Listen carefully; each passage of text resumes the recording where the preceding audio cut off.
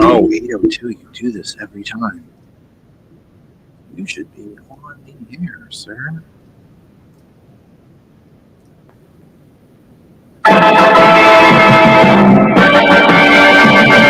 Kennedy, Kennedy, Kennedy, Kennedy, Kennedy, Kennedy, Kennedy. Do you want a man for president who's seasoned through and through, but not so doggone seasoned that he won't try something new? A man who's old enough to know and young enough to do. Well, it's up to you, it's up to you, it's strictly up to you. But it's Kennedy, Kennedy, Kennedy, Kennedy, Kennedy, Kennedy, Kennedy, Kennedy, Kennedy, Kennedy. Do you want a man with spirit who is not afraid to fight? A man whose record shows that he will fight for what is right. A loyal man who brings the job a fresh new point of view. Well, it's up to you, it's up to you, it's strictly up to you. Because it's Kennedy, Kennedy, Kennedy, Kennedy, Kennedy, Kennedy, Kennedy, Kennedy, Kennedy, Kennedy. And do you deny to any man the right he's guaranteed to be elected president, no matter what his creed? It's promised in the Bill of Rights to which we must be true. So it's up to you, it's up to you, it's strictly up to you. And it's Kennedy, Kennedy, Kennedy, Kennedy, Kennedy, Kennedy, Kennedy, Kennedy, Kennedy, Kennedy. Do you like a man who answers straight, a man who's always fair? We'll measure him against the others, and when you compare, you cast your vote for Kennedy, and the change that's overdue. So it's up to you, it's up to you, it's strictly up to you. Kennedy, Kennedy, Kennedy, Kennedy, Kennedy, Kennedy, Kennedy, Kennedy, Kennedy,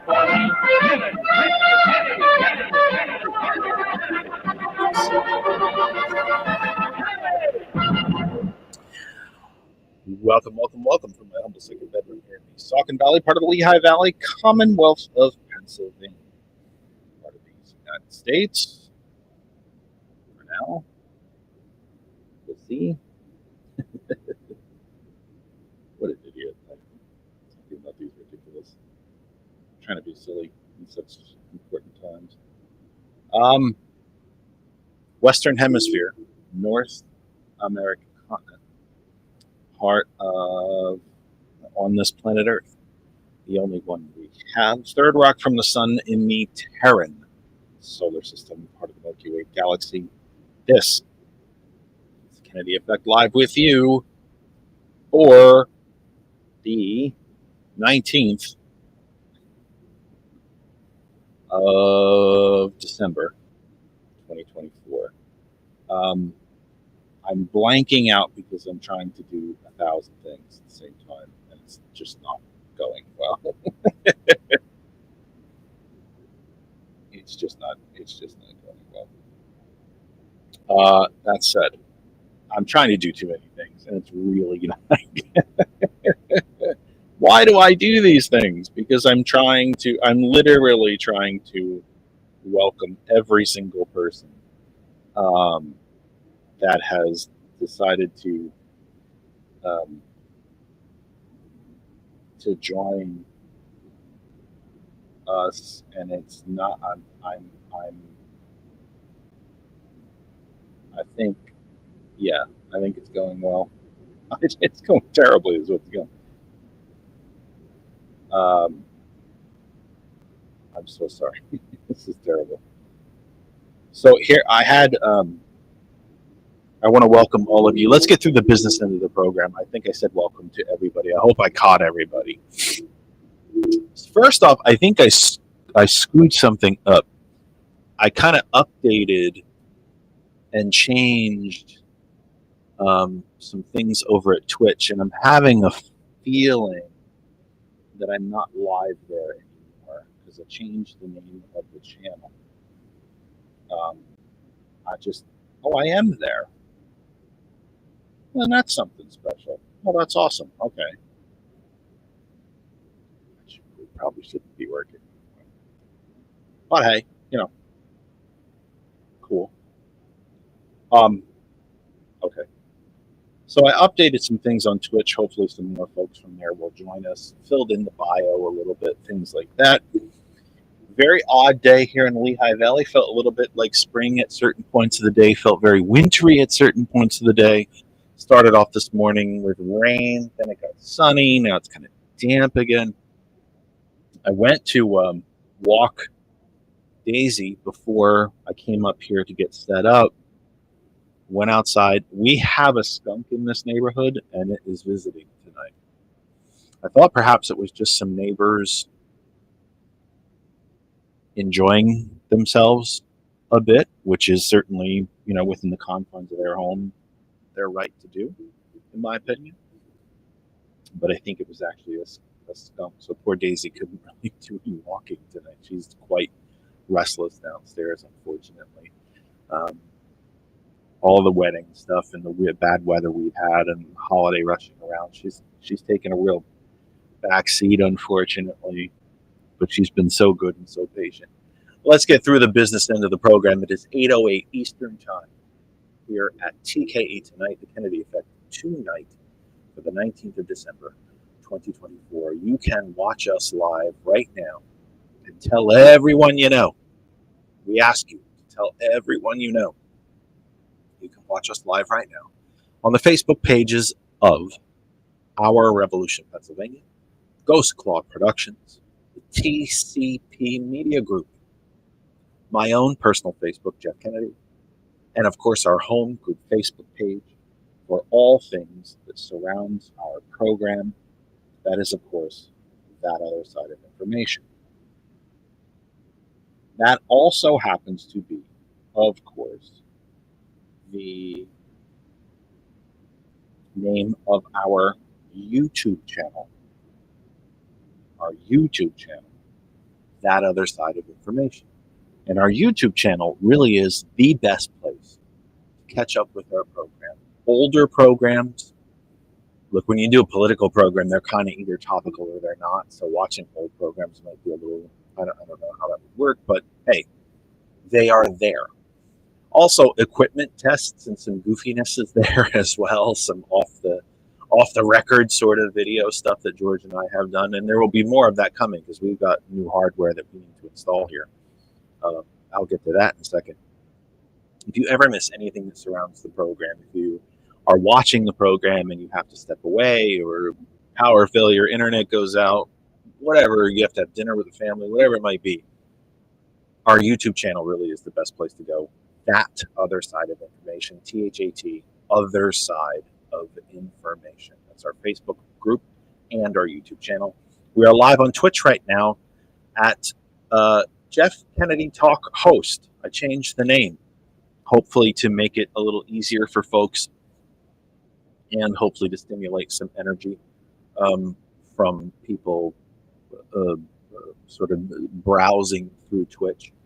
Jeff Kennedy Talk Host at Twitch, if you're a Twitch person. And of course, we are on LinkedIn at Jeff Kennedy as well. The audio of the program blasting around the globe via GCPR, Ghost Claw Productions Radio .live, GCPR.live. That's the website. You can listen there, learn about the shows, all of that stuff. It's really a good website. I mean, it's really simple to use. It's very easy to read. It's visually attractive to the eye. It's simple to use. You do not need a credit card. You don't need to sign over your firstborn, no blood sample, none of that stuff. It is very simple to use. I continue to invite you to check it out and to hope very, very much that you will. GCPR.live. The link is in the chat, as it always is. We'll try to take phone calls in the hour, especially if I run out of things to say, which generally doesn't happen because I have,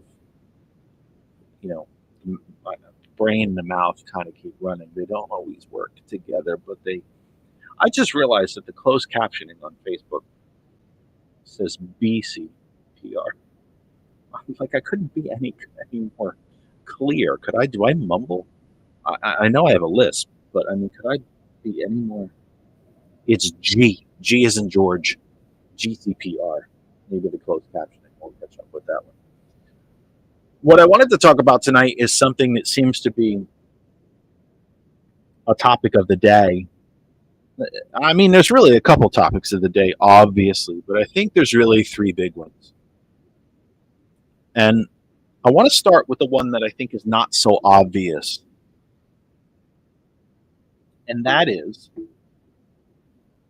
Luigi Mangione was extradited today from Pennsylvania to New York to face charges for the murder of healthcare CEO, United Healthcare CEO Brian Thompson. And again, and the cable news channels covered it live. You get that couple minutes of video from him walking out of the Pennsylvania, actually Hollidaysville, which I have no idea where that is, Randall probably. And nor did I bother to look it up, which I could do, very easily. And then him being put in an armored car and driven off to, I don't know. I don't know if they drove him to New York or flew. I don't know. And to be quite honest, I don't care. But again, to continue from what we were talking about a little bit on Tuesday, it made me think to myself, did any of the cable channels live cover the funerals of any of the people who died because United Healthcare denied them care?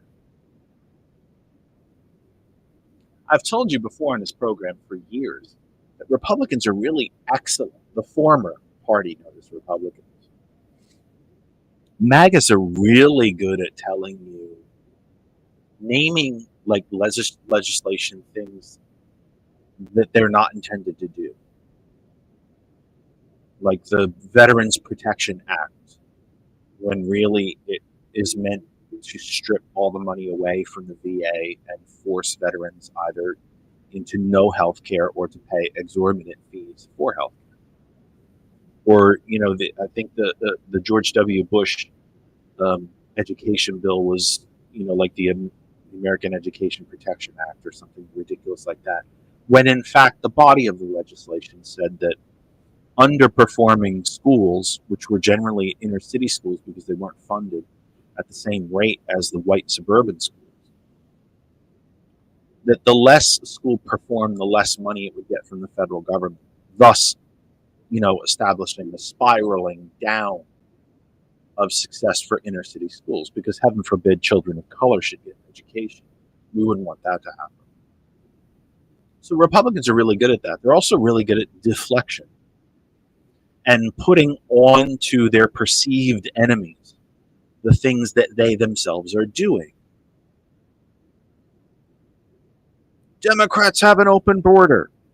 There were more border crossings during the first Trump regime than during the Biden administration. President Obama deported more people in his 8 years than all presidential administrations combined. Democrats hate the stock market. The stock market hit all new highs during the Biden years. Democrats explode the deficit, their tax and spend. Biden cut taxes for middle class and lower class people while shrinking the deficit and creating 15 plus million new jobs. So Republicans love to deflect. They love to accuse their enemies of doing exactly what they themselves are doing. And I think that the media has fed into this because, of course, they are they're all corporate owned. I think it's about 5 or 6 media companies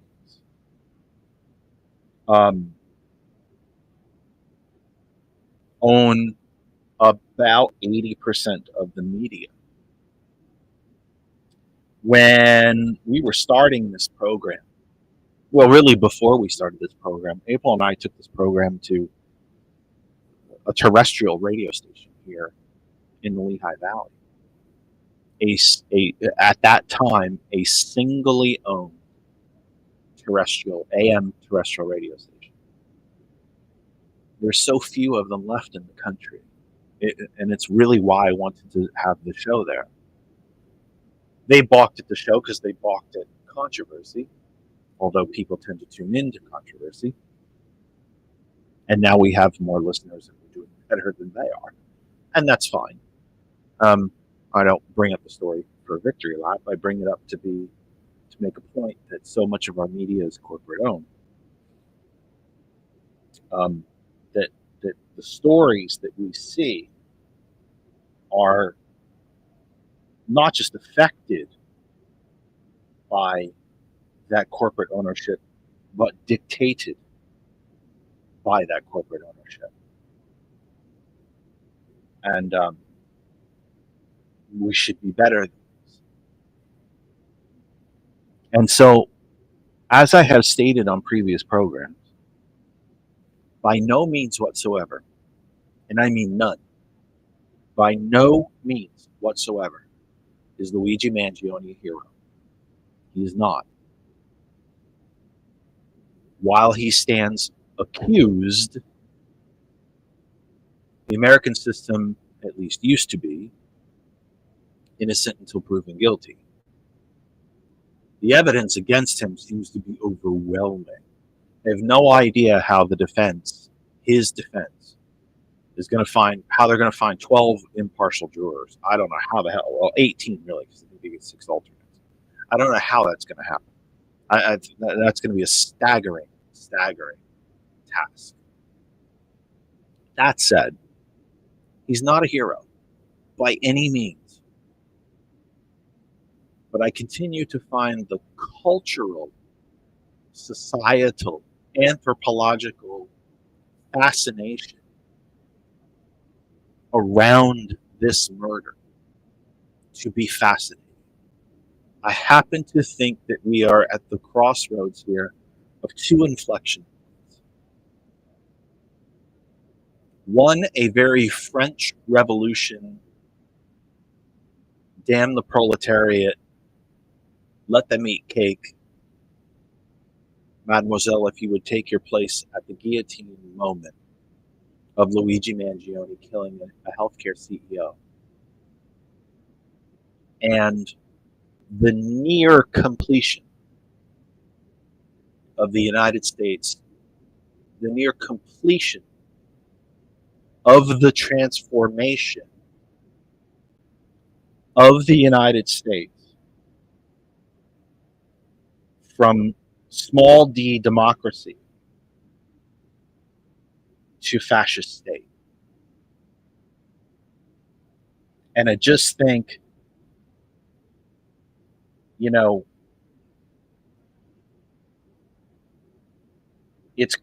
we're first off, we're almost there. If we're not already there, we're damn close. I think that transformation is nearly complete and nearly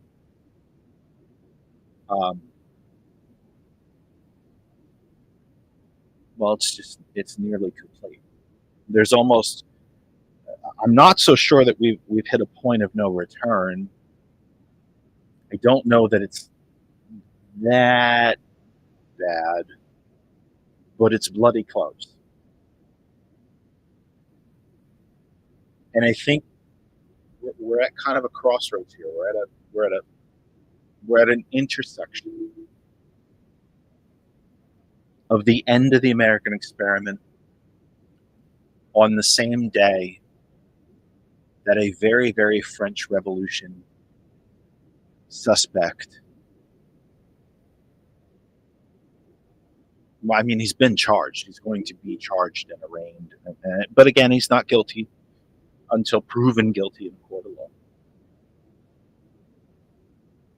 Where a member of the proletariat, if you will, was murdered. I refuse to say he was assassinated. Brian Thompson's no better than any of the rest of us. He made a hell of a lot more money.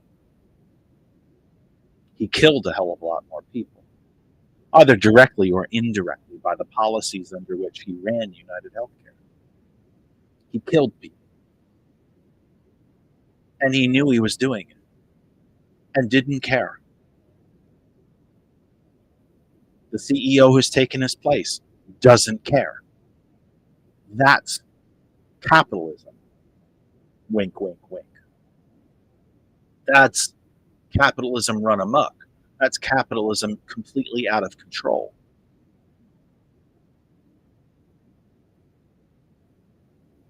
But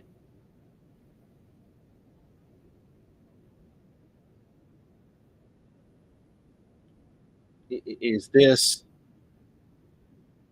I mean, I just continue to find this crossroads um, of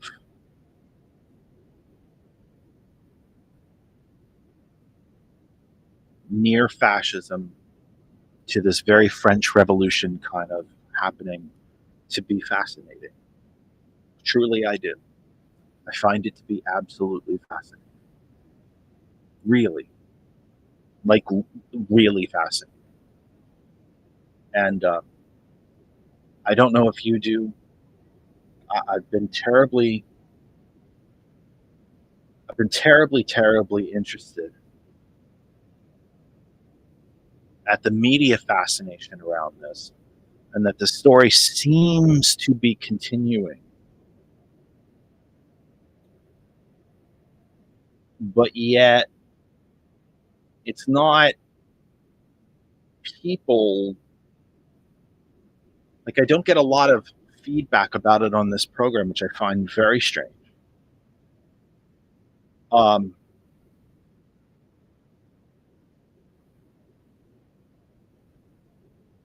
but yet,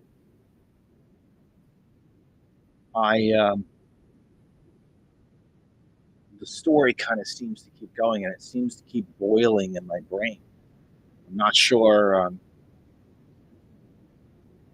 I don't know. It's just, yeah, I don't know. It's amazing to me. It truly, truly is something special. Um, it really is. Let me get to the other big stories that I wanted to get to, if you wouldn't mind. And we could talk about Luigi Mangione if you want to try to call in. That's cool. We can do that. Let me get to the other stories that I kind of wanted to get to. I put it in the header of the program. President Musk, Prime Minister Musk, Lord Musk. No, none of those things. CEO Musk. Yes. Ladies and gentlemen, let me introduce you to the new owner, CEO. I don't want to say chief financial officer because the MAGA party is so awash in billions of billionaire dollars. About 50 billionaires.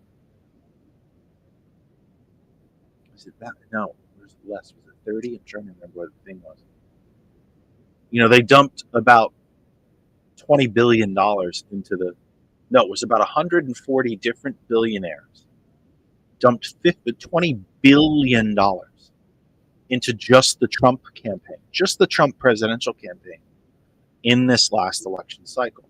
That doesn't count the independent expenditure groups, the House races, Senate races, state legislative races, governors' races that the billionaires spent money on across the country. And you're to think, why would they spend such money? Well, think about it this way.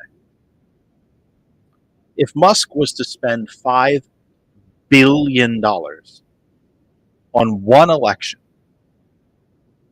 he's worth almost $500 billion now. If he spent $5 billion of it, it's only 1% of what he's worth. The return on that investment would be trillions in tax cuts. Trillions.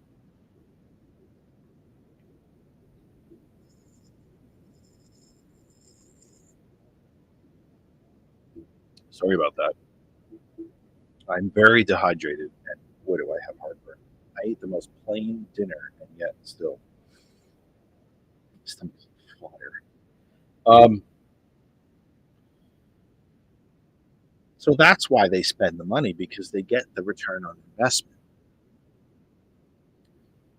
There's been a bit of a saga going through this lame duck session of the House of Congress today about a piece of legislation to continue what's called a continuing resolution.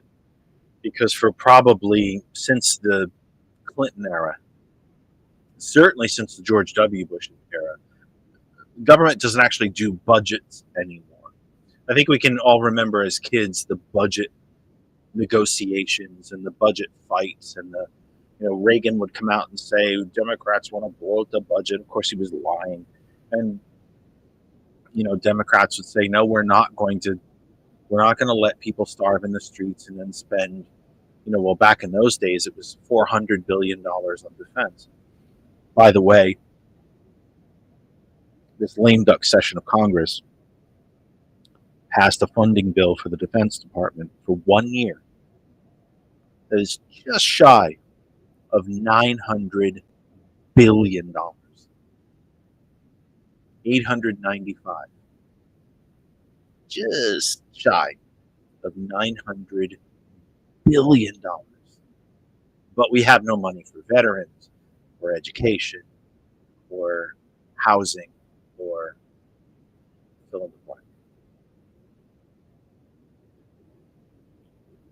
So Speaker Johnson worked out this bipartisan deal. Democrats were going to back it. All of the extreme MAGAs in the House would, of course, voted against it. But it would have passed with Democratic votes. And then Musk started tweeting before Trump.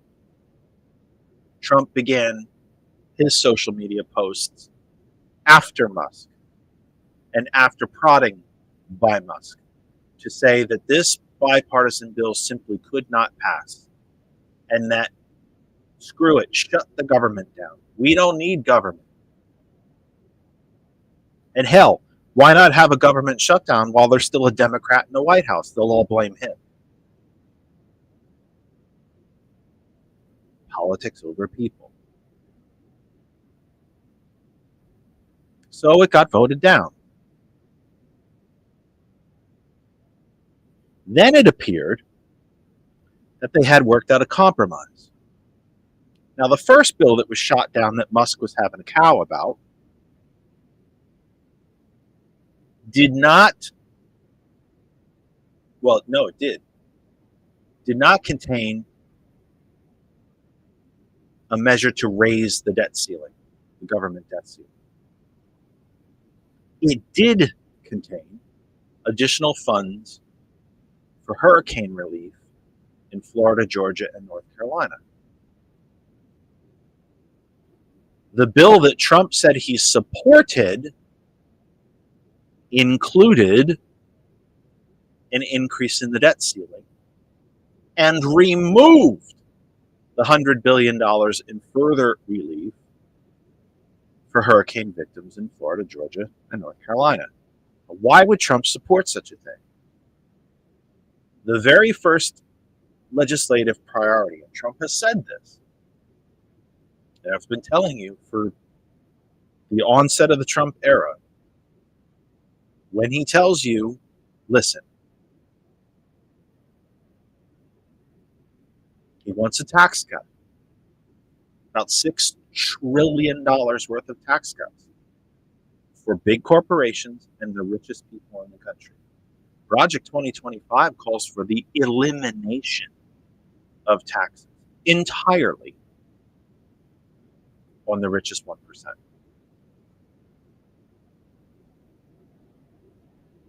He needs an increase in the debt ceiling because he's going to blow another hole in the budget, big enough to possibly fit his ego through. I'm not sure about Musk's ego, but a hole big enough to at least put Trump's ego through it. And that measure failed. Live updates from the Associated Press. We rarely update things live in real time here on this program because we're only here with you for an hour. And usually by the time we come to you, the news of the day is pretty much settled. But let's take a look. This is from the Associated Press. I don't have a specific author because I think there's quite a number of folks working on it. So I have a quick paragraph here. House of Representatives has rejected President-elect Donald Trump's new plan to fund federal operations and suspend the debt ceiling a day before the government shutdown. Almost 36 Republicans joined Democrats to vote against Trump's sudden demands and the quick fix cobbled together by GOP leaders. The bill fell 174 to 235, failing to earn a majority of votes. This is somewhat related, but not entirely. Very quiet chat tonight. Wowee. Representative Rosa DeLauro, a Democrat, raised questions over Elon Musk's massive investments in China after one of her priorities to restrict U.S. investments going to China was abandoned. The measure was intended to prevent U.S. money from bolstering Chinese military capabilities and advancing its critical technologies. Quote, he clearly does not want to have to answer any questions about how much he plans to expand his business in China and how many American technologies he plans to sell to the highest bidder, DeLauro said in a post, ironically, on Twitter. The Democratic lawmaker said the U.S. policy should not be set on behalf of, quote, billionaires cozying up to communist China. Remember when Republicans were against China and against communism? Yeah. Not when you can make a buck. This is by Stephen Groves from 7:30 p.m., about a half hour ago. Minutes after Republicans' plan to avert a shutdown and raise the debt ceiling failed in the House, congressional leaders regrouped to consider what to do next. Representative Steve Scalise, the House Republican leader, I swear to you, the media really needs to stop using the words Republican. They're not Republicans anymore. Eisenhower's Republican Party is dead. Christ, Reagan's Republican Party is dead. This is the MAGA party now. This is the Trump, Musk, Thiel, Koch, Mercer, Yass party now. This is the proletariat. These are the oligarchs and the political party that they own. This is not Republicans anymore. Steve Scalise said they would not try to bring the bill back to the floor. Meanwhile, Representative Chip Roy of Texas, who spearheaded opposition to the bill, he's a so-called Republican, really a MAGA, was defiant outside the chamber. Quote, I'm ambitious to make sure that we actually cut spending. I'm ambitious to do what we said we would do. Now, again, they just voted for a $900 billion bill to fund the military. When Chip Roy talks about cutting spending, he's talking about the elimination of the Department of Education. He's talking about Project 2025. The elimination of 2/3 of the government departments and agencies. Eliminating Social Security. Eliminating Medicare. That's what he's talking about. Anything that might possibly help or protect you, he wants to get rid of. That's his spending cuts. At the same time, handing $6 trillion more dollars in tax cuts to Musk and Thiel and Mercer and the Kochs, the owners of the MAGA corporation. They own Trump.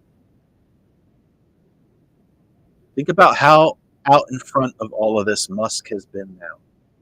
And Trump has been the quiet one. Musk is outshining Trump at every corner, at every turn. in every news report. He bought this political party and now he's running it. He's the CEO. It's just another company to him. He owns it. He runs it. It will do what he wants. They work for him. And if they don't do what he wants, he'll get rid of them. And he can do it. He's worth $500 billion. Technically not. It's 474 or something like that. What a shame. Only 474 billion. He's on pace to become history's first trillionaire.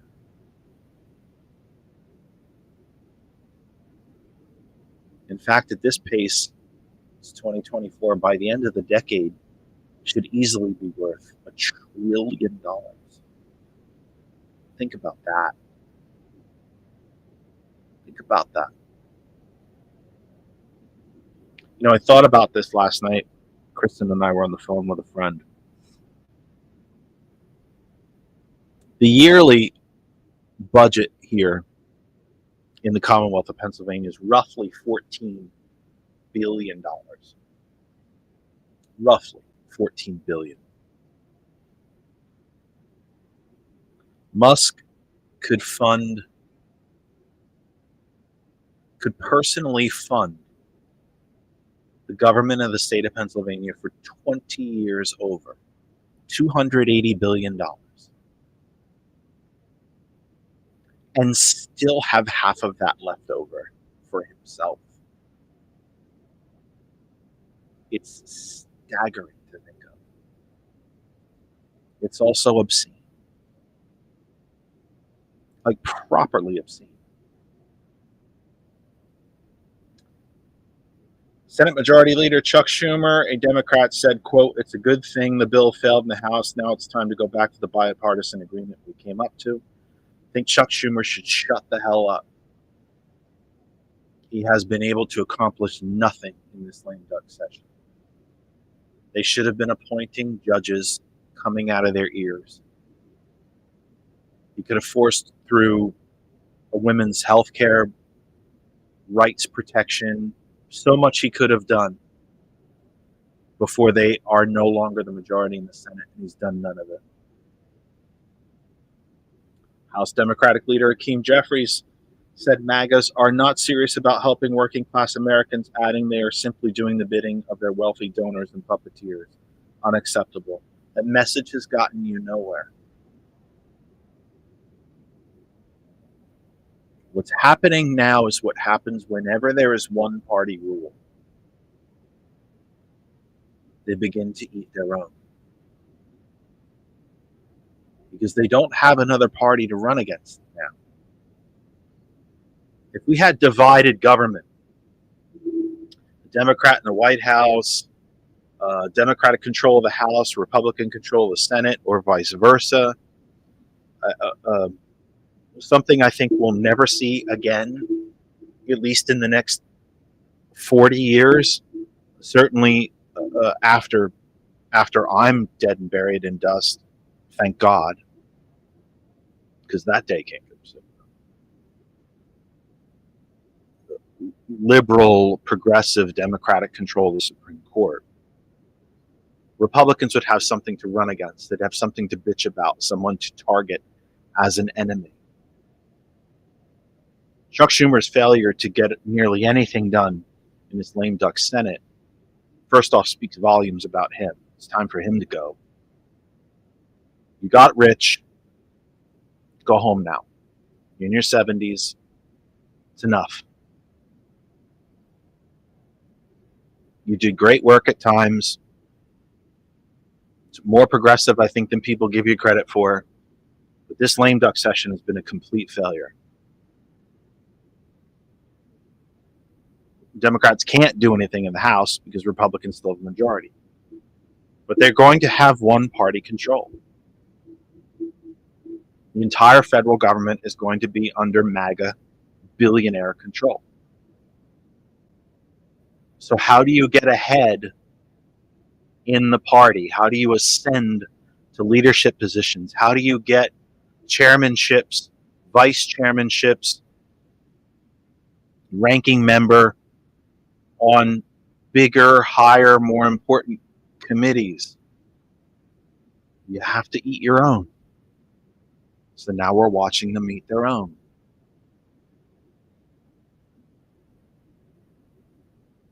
And I'll tell you what, honestly,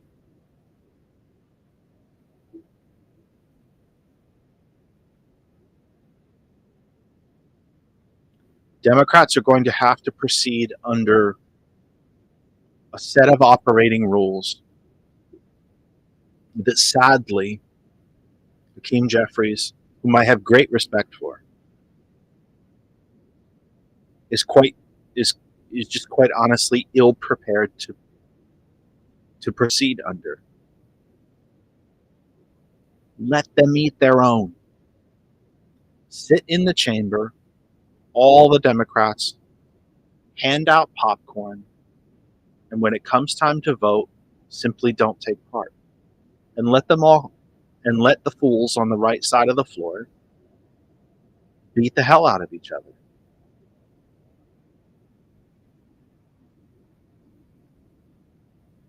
Frankly, if all the Democrats had sat out and just voted present, the original compromise bill with no debt ceiling increase and the hurricane relief funding would have passed.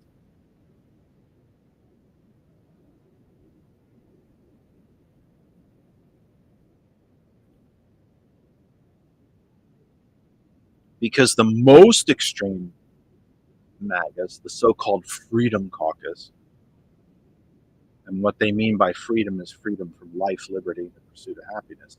Not freedom of, but freedom from. It's hard to pursue those things when you're dead. Let them eat each other. Let them eat each other. And then especially the vote for Speaker. I suspect Democrats will do the same thing that they did last time. Every single one of them, vote after vote after vote, will vote for Hakeem Jeffries. And he will end up with the most votes every single time. Let the Republicans destroy each other. I don't care if they come to fists on the floor. I hope they pull out AR-15s and have a go. They have to eat each other now. We shouldn't be helping them with anything.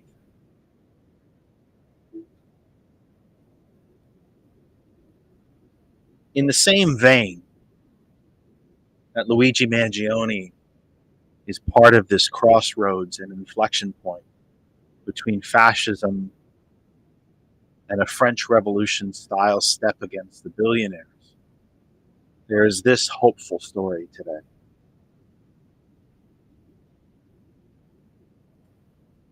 Amazon workers strike at multiple facilities as Teamsters seek a labor contract.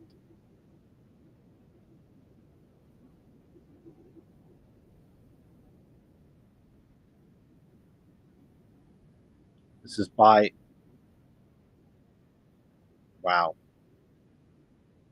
Halulia Heredo. Wow, I destroyed that name. God, sign close. Haleluya. Haleluya Hadero. I'm just not even close.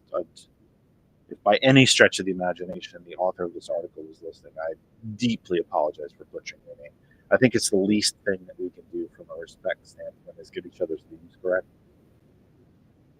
I didn't even, I killed that. Workers at 7 Amazon facilities went on strike Thursday, an effort by the Teamsters Union to pressure the e-commerce company for a labor agreement during a key shopping period.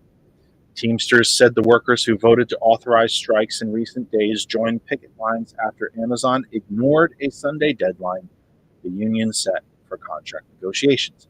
The union called it the largest strike yet against the company in the U.S., although Amazon said it did not expect the labor action to impact its operations. The International Brotherhood of Teamsters claims it represents nearly 10,000 workers at 10 Amazon facilities, a small portion of the 800,000 workers employed in the company's U.S. warehouses. The union hasn't said how many workers would participate in the strike or how long it would last. Quote, Amazon is pushing its workers closer to the picket line by failing to show them the respect that they have earned. Teamsters General President Sean O'Brien said in a statement, the strikes happening Thursday are taking place at 7 delivery stations where packages are prepared for delivery vehicles and then given to contractors who drop them off to customers every day. They include 3 locations in Southern California and 1 each in San Francisco, New York City, Atlanta, Georgia, and, of all places, Skokie, Illinois, according to the union's announcement. My guess would be that Skokie is close to Chicago. I don't know the geography of it, to be honest. But I find that a hopeful story. When you really think about where labor is heading in this country, labor has made some gains in the last few years. Union membership is actually climbing, although climbing at a very, very, very slow rate. But it is climbing. But on the other hand, we see places like Arkansas, Iowa, the Dakotas, where state governments have made it legal for children to again return to factories. Heck, in Arkansas, 16-year-olds can now work in bars, serving alcohol. Alcohol they themselves cannot consume until they're 21, but they can now work there. We just saw the meat processing plant in Iowa busted for the second time in 6 months for illegally employing minors.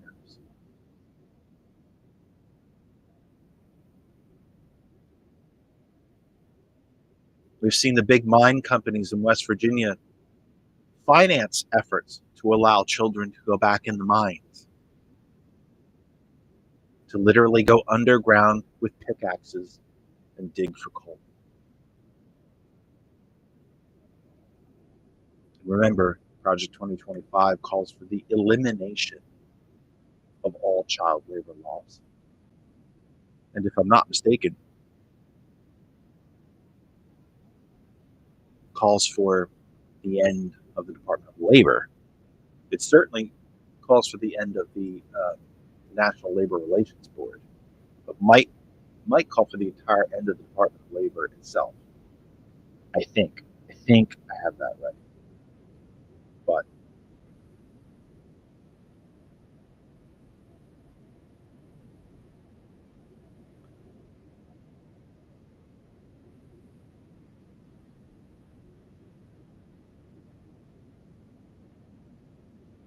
it's just been an interesting day of extremes.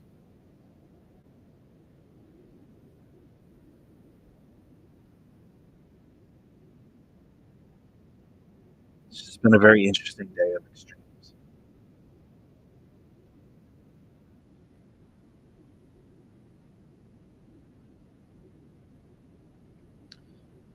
One last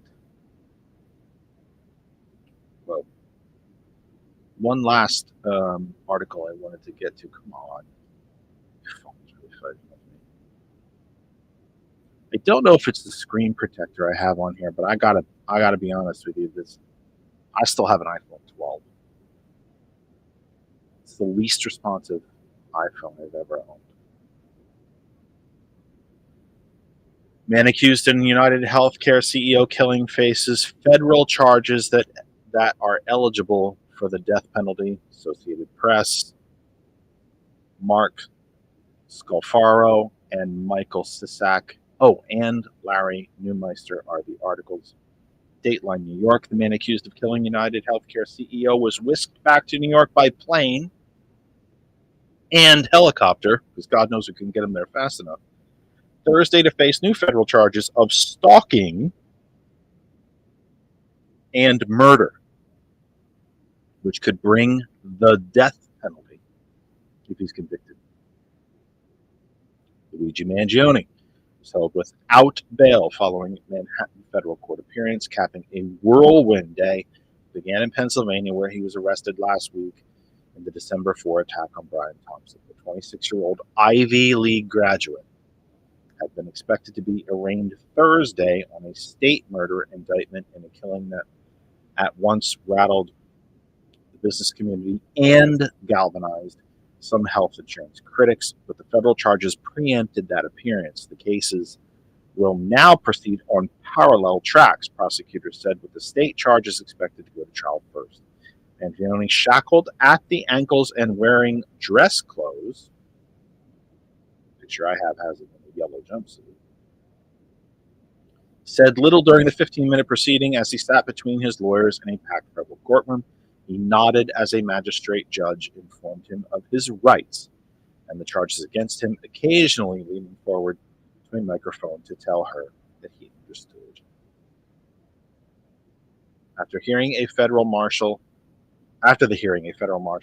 handed Mangione's lawyers a bag containing his belongings, including the orange prison jumpsuit he had worn to court in Pennsylvania. Mangione had been held in Pennsylvania since his December 9 arrest while eating breakfast at a McDonald's in Altoona, about 233 miles west of Manhattan. Again, he is not a hero. He is, in all likelihood, a murderer, but he's also not a terrorist. This really is French Revolution type stuff. This is a real inflection point. This really is. This kind of is a tipping point. It's a Y in the road. The only people he's terrorized are the super wealthy. That's it. The billionaires, the CEOs. And quite frankly, if they're losing sleep, it ain't bothering me. I think the terrorism charges are a joke. I think they're meant to make an example of Mr. Mangione, that you don't F with the billionaires.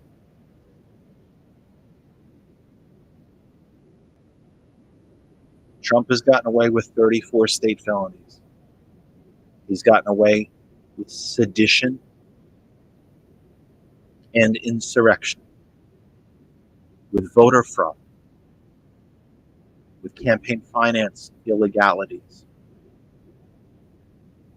He's been impeached twice and yet has barely seen the inside of a courtroom, let alone jail.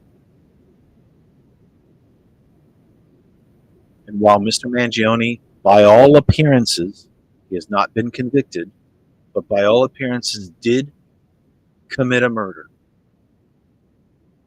And that's not how we solve things in this country. He should not be absolved of that.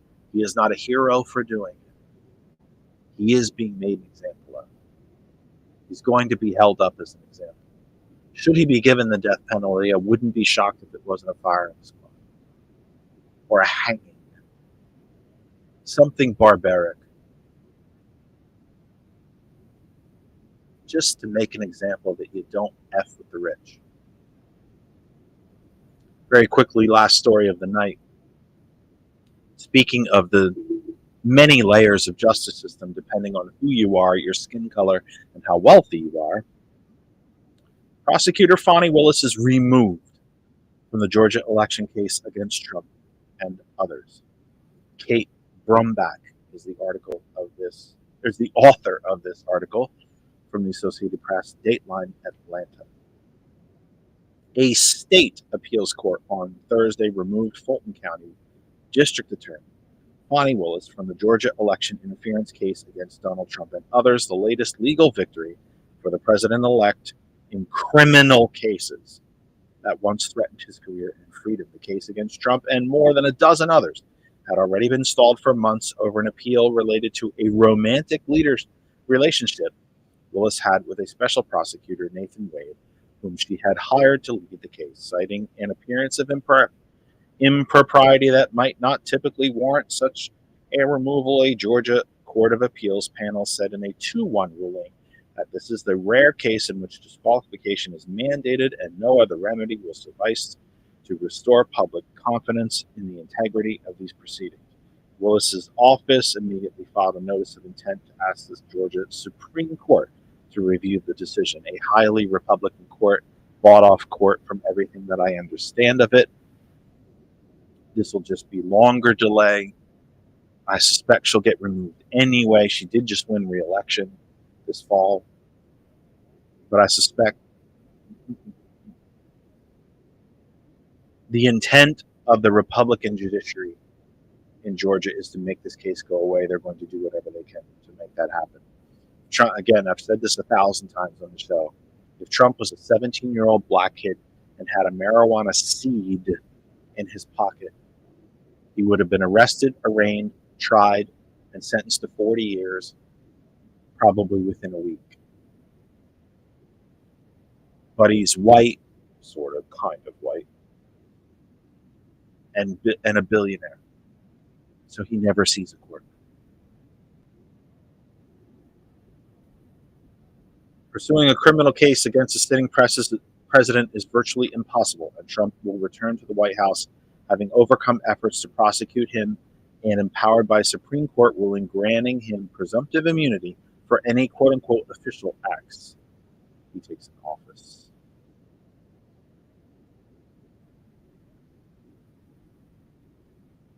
It's different rules. Just by the wad of cash you have in your pocket. That's all the time we have for tonight. Thank you all for being here. I saw some new names in the chat. Welcome and thank you all for being here. We've done about all the damage we can do. Program note. Superplex Party comes up immediately following us on GCPR and many of these video outlets. Conversations with T. Nathan from 11. Thomas returns tomorrow morning to end your broadcast week with another steaming hot pot of the sound of coffee. I don't know if he likes that or not. As far as us here at TKE, we are scheduled to be with you Sunday. I think we might be. Honestly, I'm not 100% sure how Sunday is going to go. We're having company, and there's wedding stuff to be done, and just things at church to be done. I don't quite know quite yet. I expect to be with you Sunday. I'm just not 100% sure. For everybody at GCPR, for everyone that surrounds the Kennedy Effect, I'm Jeff Kennedy. Superplex Party starts